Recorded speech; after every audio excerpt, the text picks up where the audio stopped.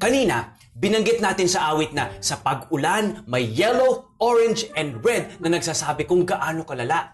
Yan ang ating mga palatandaan sa heavy rainfall warning system na base sa dami ng tubig ulan. Sa yellow, ang inaasahang rainfall amount ay 7.5 mm hanggang 15 mm sa loob ng isang oras at malamang ang pag-ulan ay magpapatuloy pa. Katumbas ito ng 2 galon ng tubig sa 1 kwadrado metro kada isang oras. Sa orange, 15 mm to 30 mm ang rainfall amount o 4 hanggang 8 galon ng tubig sa 1 kwadrado metro kada isang oras. Kaya't di na malayong bumaha. Ang ganitong pag-ulan din ay maaaring magpapatuloy pa ng 2 oras.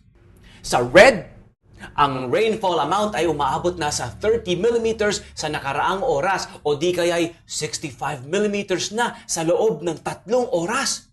Sa ganitong pagkakataon, dapat malaman na ang evacuation plan na itinakda ng inyong local government.